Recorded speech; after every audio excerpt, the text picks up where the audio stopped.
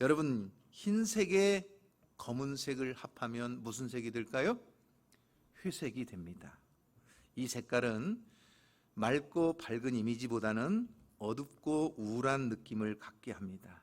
그래서 사람들은 회색 옷을 좋아합니다. 왜냐하면 때가 묻어도 잘 표시가 나지 않아요. 남의 눈에 잘 띄지 않습니다. 아마도 회색이 가지고 있는 모성 때문일 것입니다. 그런데 사람들은 소속이나 노선, 사상 등이 명확하지 않을 때 그런 사람들을 가리켜서 또 뭐라고 부르느냐?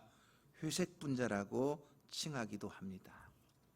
그렇듯 우리의 신앙생활도 종종 성도들 가운데서는 이 회색의 옷을 입고 신앙생활을 하려고 하는 사람들이 가끔 있다는 것입니다.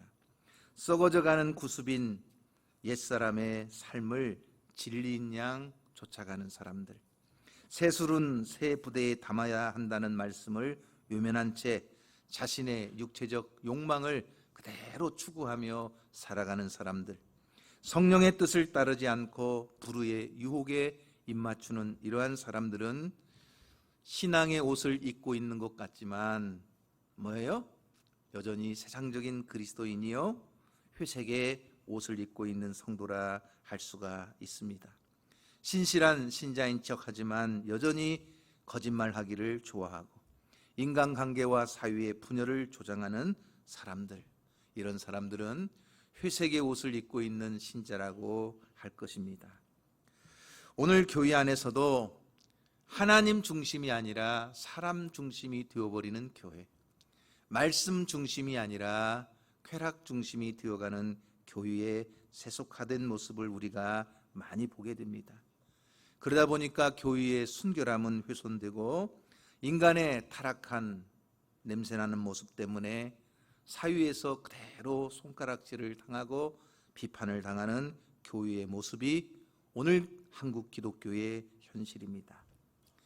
오늘 우리가 읽은 이 사무엘상의 말씀은 이제 사사시대에서 왕정시대로 넘어가는 전환기 시대입니다. 하나님께서 특별히 사무엘이라고 하는 사람을 선택하시고 그를 통해서 이스라엘 나라의 회복을 이루기를 원하십니다. 하나님의 선택받은 거룩한 백성들이었습니다. 하나님의 약속의 땅을 가기 위해서 40년이나 광야를 지나왔습니다. 여호수아와 그 군대를 통해서 그 가나안 땅을 정복하고 그 땅을 점령한 후에는 제비뽑기를 통해서 12지파가 그 땅을 기업으로 받았습니다. 얼마나 놀라운 은혜입니까?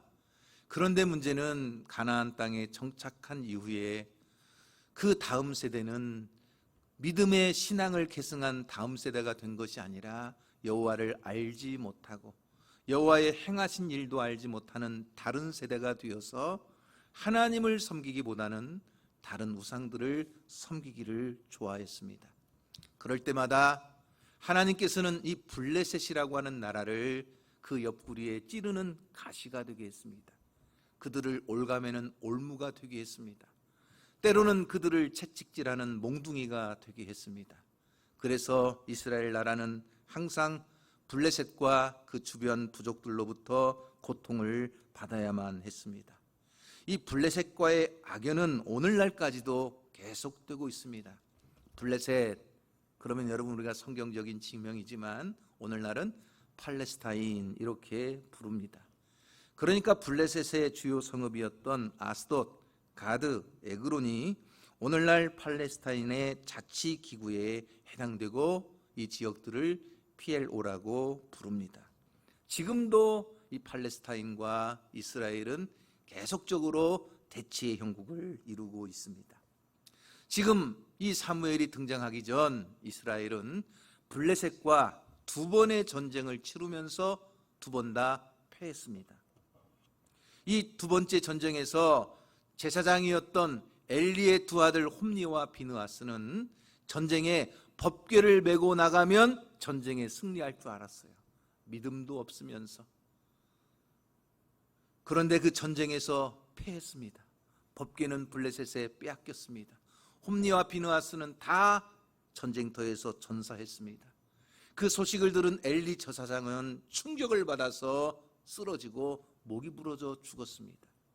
그의 며느리는 그 소식을 듣다가 임신하여 해산하는데 해산하다가 죽으면서 자기의 자식의 이름을 이가봇, 하나님의 영광이 떠났다는 이름을 지어놓았습니다. 그러니까 지금 이 시대가 여러분 얼마나 하나님의 영광이 떠나버린 참 고통스러운 시대인가를 보게 됩니다. 자, 블레셋 땅에 빼앗겼던 법궤가 어떻게 되었을까요? 이 블레셋 사람들이 승리를 기뻐하면서 빼앗아온 법궤를 자기들의 신전에다가 갖다 놓았습니다.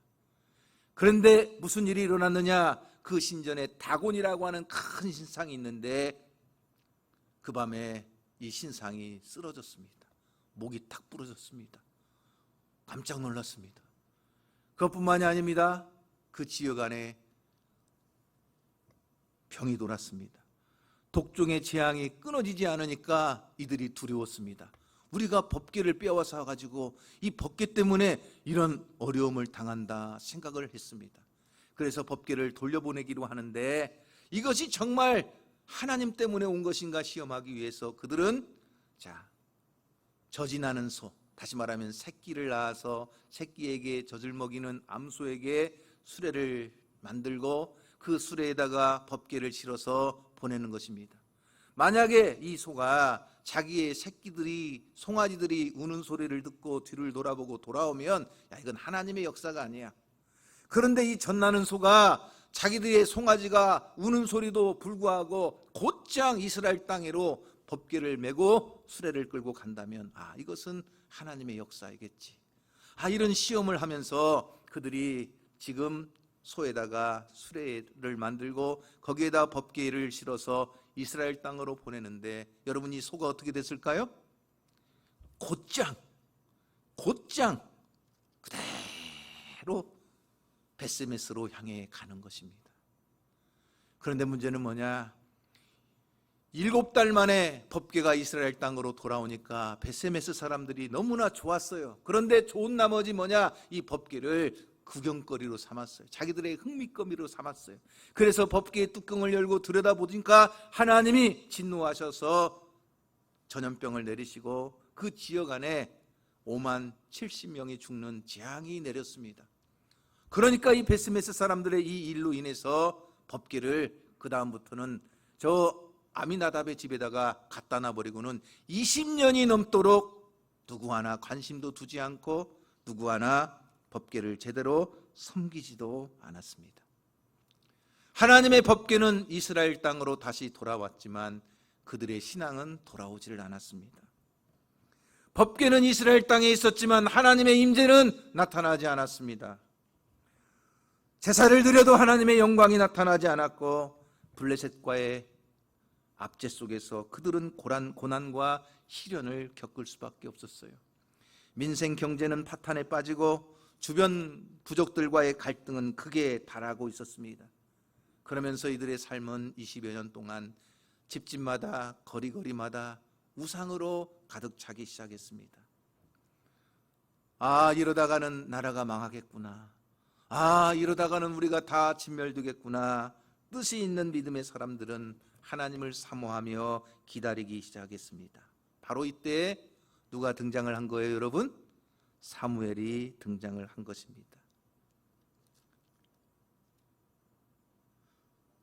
사무엘은 우상을 숭배하며 죄악 가운데 빠져있는 이스라엘 백성들이 진정으로 회복되는 길이 무엇인가? 이 블레셋의 압제와 고통에서부터 우리가 참된 자유와 평화를 누리는 길은 무엇인가? 우리가 잃어버린 하나님의 약속하신 축복을 다시 누리며 아름답게 살아가는 길은 무엇인가를 선포하기 시작했습니다. 그 말씀이 바로 한번 따라해 보십시오. 그리하면 건져내시리라 하는 말씀입니다. 그리하면 건져내신다. 그리하면 회복시켜 주신다. 그리하면 참된 기쁨을 주신다 하는 이야기입니다. 그러면 사무엘이 이스라엘 백성들에게 선포하는 그 메시지는 뭘까요? 첫 번째는 모든 우상을 제거하면 하나님이 건져주시겠다는 것입니다. 자, 여러분 3절 말씀을 다 같이 한번 읽어볼까요? 3절 말씀을 다 같이 읽어봅니다. 시작. 사무엘이 이스라엘 온 족속에게 말하여 이르되 만일 너희가 전심으로 여호와께 돌아오려거든 이방 신들과 아스다롯을 너희 중에서 제거하고 너희 마음을 여호와께로 향하여 그만을 섬기라. 그리하면 너희를 블레셋 사람의 손에서 건져내시리라. 뭐예요?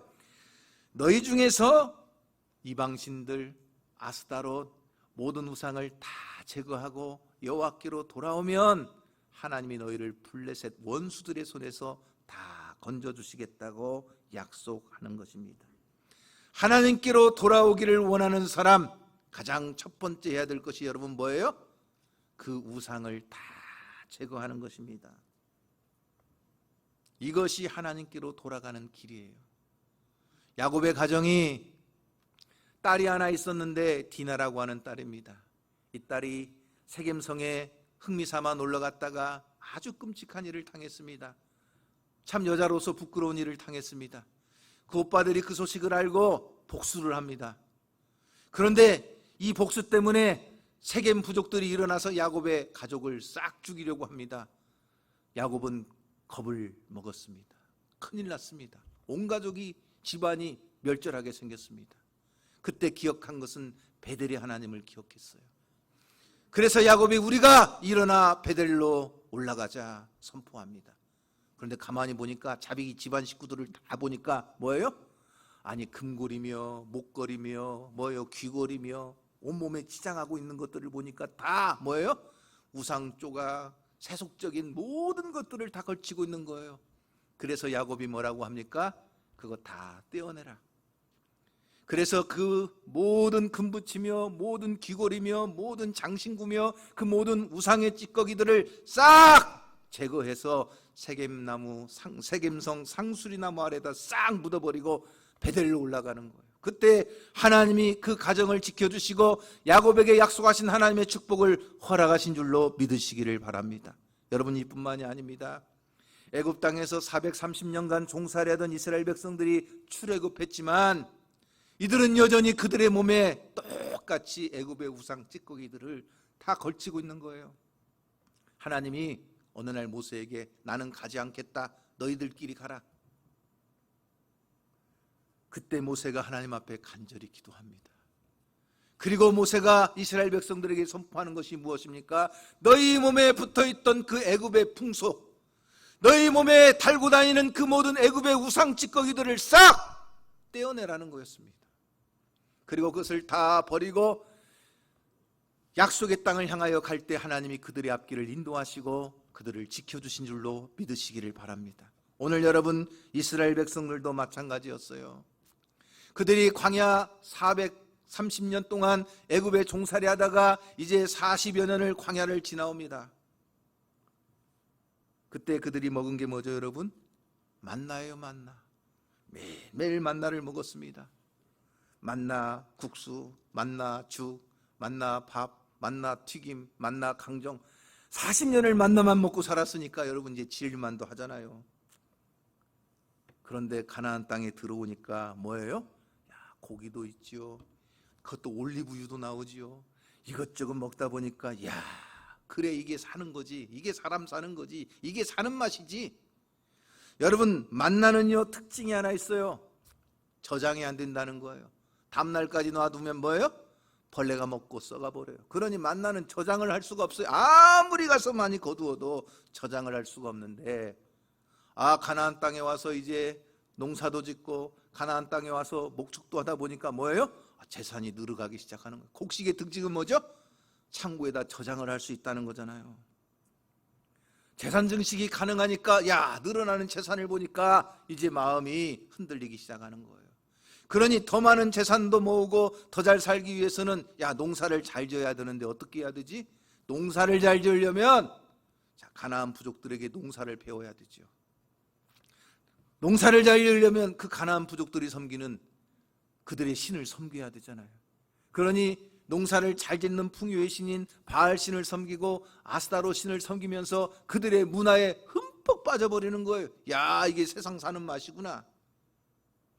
여러분, 이스라엘 백성들이 하나님을 섬기는 제사의 방식은 뭐예요? 어린 양을 잡아다가 그 피를 제단에 뿌리고 그 모든 고기는 어떻게 해요? 제단에서 불태워 드리는 거잖아요. 쉽게 얘기하면 재미가 없어요. 그런데 여러분, 가나안 부족들이 섬기는 이 바알의 우상, 아스타롯의 우상은 뭐예요? 야, 신이 나요. 제단에서 막 하루 종일 춤을 춰요. 막 노래를 불러요. 뛰어놀아요. 그리고 그 여사제들과 더불어서 뒹굴면서 음란한 행위들을 막 해요. 야, 재밌어요. 그래, 재미가 있어야지, 재미가 있어야지. 그러다 보니까 그들은 뭐예요? 가나안 땅에 정착해서 이 가나안의 문화, 가나안의 우상에 푹 빠져버린 거예요. 겉으로는 하나님을 섬기는 하나님의 백성인 것 같아요. 일주일 내내 바알신, 아스타롯신, 가나안 무대에 젖어서 살다가 안식일 날 와가지고 안식일에는 또 하나님을 섬기는 것처럼 또 하나님께 제사도 드려요. 그러면서 하나님이 복 주실 것이라고 생각을 하지만 그들의 신앙은 이미 미신 종교가 되어버린 거예요. 하나님을 떠난 법궤는 요즘 나오는 사과나 배를 담는 과일 박스나 다름이 없었고, 아론의 쌍난 지팡이는 나무 짝대기에 지나지 않았고, 십계명의 두 돌판은 길거리에 굴러다니는 돌덩이에 지나지 않았어요. 그러니 그들의 신앙이 회색이 되어버린 거예요. 평일에는 뭐예요? 세상에 푹 빠져 우상을 섬기고, 안식일에는 하나님을 섬기며 제사하는 척하고. 그러니 사무엘이 너희가 하나님께 돌아오려거든 너희의 모든 우상을 다 제거해야 하나님께 돌아온다는 거예요. 반쪽짜리 믿음 가지고는 안 된다는 거예요. 온전한 믿음 가지고 하나님께로 향하고 오직 하나님만 의지하라는 거예요. 그때 하나님께서 진정으로 살아계셔서 역사하시고 우리의 삶을 회복시키는 은혜를 주시겠다고 가르쳐 주시는 것입니다. 사랑하는 성도 여러분, 오늘 우리 안에 진정으로 하나님만 바라보고 진정으로 세상의 모든 우상을 제거하고 오직 하나님만 섬기며 하나님을 의지하는 거룩한 성도가 되기를 주님의 이름으로 축원합니다. 오늘 이 시대의 공영방송에서도 민족 문화라는 명목으로 공공하게 구판을 방송하는 일들이 있습니다. 요즘은요, 뭐예요? 공영방송 말고 뭐예요? 케이블 TV, 워낙 채널들이 많다 보니까 여기저기에서 별것들이 다 나옵니다. 국가적으로 큰 행사가 있을 때마다 무슨 제사들을 지냅니다. 관청에서 주도하고 시민단체에서 주도하고, 심지어 요즘은 무슨 법산에 무슨 도산에 해가지고 국가 정책들을 좌지우지하는 일들도 생깁니다. 여러분, 이러한 때에 우리는 분명히 기억해야 합니다. 우리가 우리의 우상을 제거하고 하나님께로 돌아갈 때 하나님이 우리를 향하여 그 낯을 가리우신 얼굴을 다시 비추시고 하나님의 은혜와 하나님의 축복을 우리에게 함께해 주실 줄로 믿습니다. 사랑하는 성도 여러분, 오늘 여러분 자신을 보십시오. 제 자신을 보십시오. 혹시 우리도 그런 마음을 가지고 살아가고 있지는 않은지, 세상의 우상에 빠져서 일주일 동안은 세상 문화에 젖어 살고 주일날만 와서 성도로 살아가는 그러한 회색의 신자가 아니라 매일매일 우리의 삶이 정말 하나님과 동행하는 거룩한 믿음의 삶이 되기를 주님의 이름으로 축복합니다. 두 번째, 하나님만 의지하면 하나님이 건져주시겠다는 것입니다. 여러분, 오늘 5절 말씀을 다 같이 한번 읽어볼까요? 5절 말씀을 다 같이 봅니다. 시작. 사무엘이 이르되 온 이스라엘은 미스바로 모이라. 내가 너희를 위하여 여호와께 기도하리라. 사무엘이요, 미스바로 모이라 선포하고 있습니다. 왜 모이라고 했을까요? 미스바로 모이라 하는 이 말은 우리가 여호와께로 돌아가자, 우리가 하나님만 의지하자 하는 의미입니다. 여러분, 지금 블레셋과의 전쟁에서 패하고 블레셋의 압제를 당하며 고통하고 있는데 이스라엘 백성들이 어떤 특정한 장소에 모인다? 이것은 블레셋이 가만히 있지 않습니다. 엄청난 위기를 불러올 수도 있습니다. 그러나 미스바로 모인다는 것은 오직 이제는 하나님께로 돌아가자는 거예요. 우리가 하나님만 의지하자는 거예요. 하나님이 나의 도움이시여, 하나님이 나를 지키시는 자시여, 하나님만이 나의 복임을 알고 이제는 하나님만 바라보겠다는 선언이에요. 여호와께서 집을 세우지 아니하시면 세우는 자의 수고가 헛되어, 여호와께서 성을 지키지 아니하시면 파수꾼에 깨어있는 것도 허사예요. 사람이 아침에 일찍 일어나 저녁에 늦게 누워도 그 수고의 떡을 먹는 것이 다 허사예요. 오직 우리의 도움은 하나님 한 분이신 줄로 믿으시기를 바랍니다. 그러니 미스바로 다 모이라고 이야기하는 것은 이제 우리가 하나님께로 돌아가자, 우리의 믿음을 회복하고 하나님만 의지하자, 우리의 도움은 오직 하나님 한 분밖에 없다 하는 선언이에요. 고통의 멍에 벗으려고 어디로요? 예수께로 나갑니다.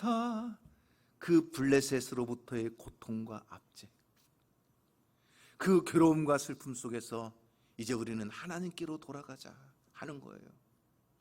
나 주를 멀리 떠났다 이제 옵니다 하는 것과 똑같대요.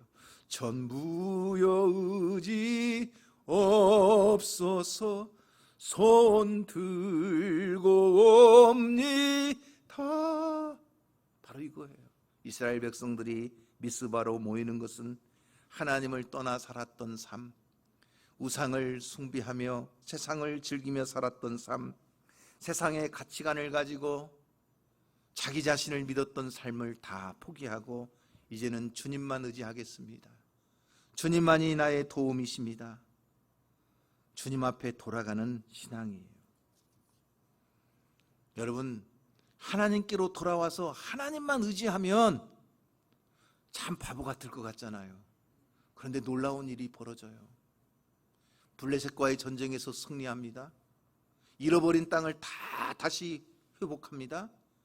그리고 고통이 아니라 평화가 찾아옵니다. 바로 이것이 사무엘상 7장의 결론입니다. 하나님께로 돌아와서 하나님만 의지하니까 문제는 뭐예요? 전쟁에 승리합니다. 다 회복된다는 거예요. 진짜 평화와 자유가 찾아온다는 거예요.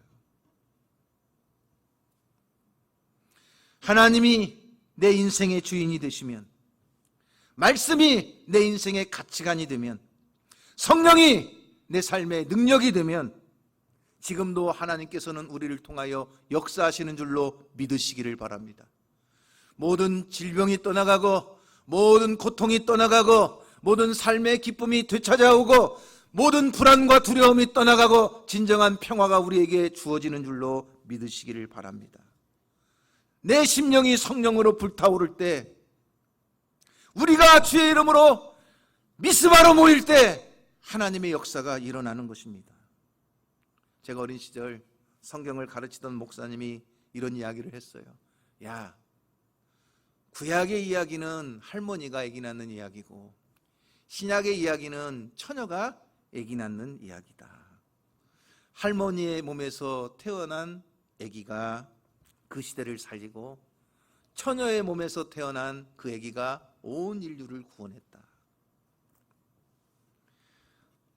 바로 이것이 성경의 이야기라는 거죠. 우리의 상식, 모든 과학의 질서를 깨트리고 초월적인 능력으로 역사하시는 분이 누구예요? 하나님이시라는 겁니다.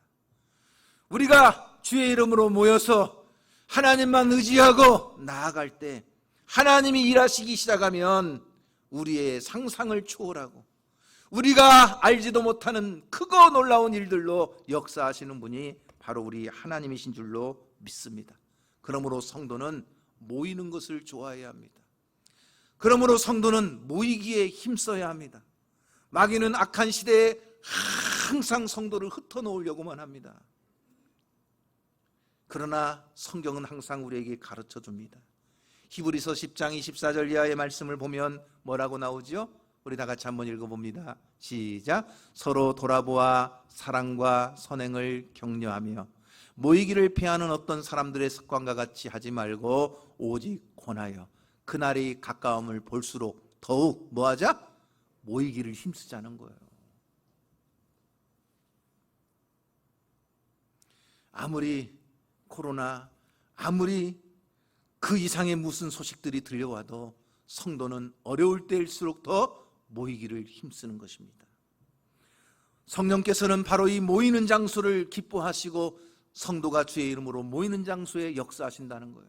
오순절 성령 강림이 임하신 그 놀라운 사건도 120여 명의 성도들이 마가의 다락방에 함께 모여 간절히 기도하는 장소였다는 거예요. 저 이방 사람인 고넬료의 가정에 성령이 임하시는 것도 그가 그 모든 집안 식구들과 식솔들을 다 모아놓고 베드로를 기다리고 그가 전하는 말씀을 들을 때 성령이 임하셨다는 거예요. 베드로가 옥에 갇혔을 때에도 그 숫자는 다 알 수 없지만 초대교회 예루살렘의 성도들은 그들이 함께 모여서 철회하며 기도할 때 그 베드로를 묶었던 옥문이 열려지는 줄로 믿으시기를 바랍니다. 언제 하나님이 역사하시는 거예요? 성도들이 모이는 곳에 하나님이 역사하시는 거예요. 그러므로 사랑하는 성도 여러분, 우리는 날마다 주의 이름으로 모이는 것을 기뻐하고 그 모이는 장소에 기쁨으로 참여하시기를 주님의 이름으로 축원합니다. 주일날이든 새벽이든 수요일이든 주의 이름으로 모이는 그곳, 내가 그곳에 있을 때 어느 순간 하나님은 역사하시고 놀라운 일들을 행하시는 줄로 믿으시기를 바랍니다. 세 번째, 사무엘은 이렇게 이야기합니다. 너희가 금식하고 회개하면 하나님이 건져주신다는 겁니다. 자, 6절 말씀을 다 같이 한번 읽어볼까요? 6절 말씀입니다. 시작. 그들이 미스바에 모여 물을 길어 여호와 앞에 붓고 그날 종일 금식하고 거기에서 이르되 우리가 여호와께 범죄하였나이다. 사무엘 선지자의 명령을 따라서 그들은 미스바에 모여서 금식하며 회개했습니다. 여러분, 보통 제단에 제사를 드릴 때는 불로 태워야 되잖아요. 그런데 그들은 종일 모여서 뭐 했어요? 물을 길었다는 것은 물을 쏟아붓듯이 자신들의 죄를 하나님 앞에 쏟아내며 회개했다는 것입니다.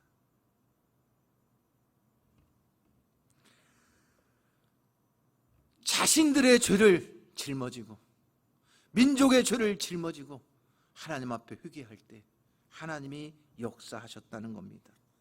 조상 탓하지 않았습니다. 다른 사람 탓하지 않았습니다. 우리가 여호와께 범죄했다고 자신들이 죄를 짊어지고 하나님 앞에 기도했습니다. 회개라는 것은 책임운동입니다.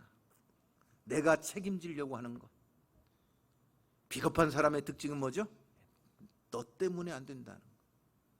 비겁한 사람들의 특징이 뭐죠? 내가 부모님 잘못 만나가지고 내 신세가 이렇다고 탓하는 거예요. 남편은 아내 탓하고 아내는 남편이 내 말 안 들어가지고 이렇게 우리 집안이 이렇게 됐다고 그래요. 항상 탓만 하는 거예요. 부인은 남편 탓, 남편은 부인 탓, 자식은 부모 탓. 항상 탓만 하고 서로 정죄합니다. 안 됩니다. 그러나 자기가 져야 될 십자가라고 생각하고 자기 가정을 짊어지고 교회를 짊어지고 그 나라를 짊어지고 하나님 앞에 회개하며 기도하는 그 회개의 역사가 나타날 때 하나님의 놀라운 은혜가 우리에게 주어지는 줄로 믿습니다.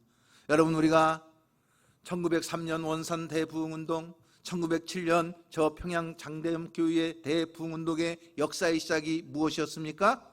그 출발점이 회개였습니다.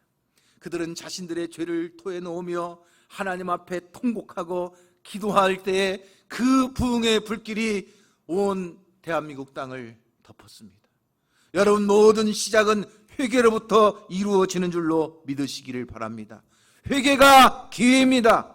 회개가 회복의 시작입니다. 회개가 하나님의 약속의 축복의 시작인 줄로 믿으시기를 바랍니다. 그러므로 우리가 정말로 하나님 앞에 두 손 들고 하나님, 우리가 여호와께 범죄하였습니다. 이제는 하나님께 돌아갑니다. 하나님, 우리의 죄를 용서하여 주시옵소서. 자기의 모든 문제를 놓고 하나님 앞에 회개할 때 진정한 회복의 역사, 하나님의 축복이 이루어지는 줄로 믿습니다. 어떻게 이루어졌을까요? 자, 사무엘상 7장 결론의 말씀 우리 다 같이 한번 읽어봅니다. 자, 다 같이 한번 10절 말씀부터 쭉 읽어보겠습니다.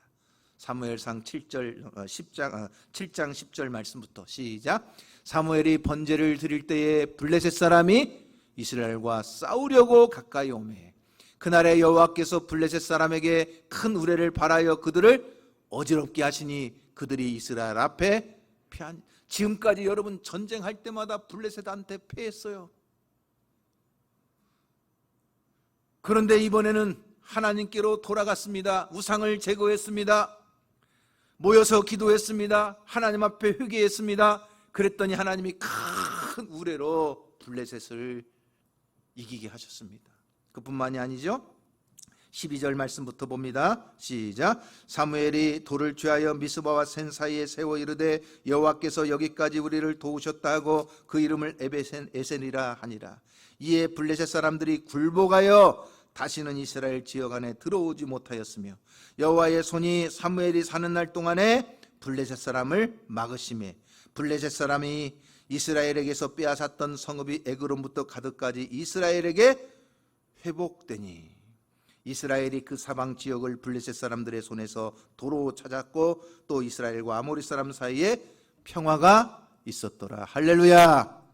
오늘 우리가 그리하면 건져내시리라.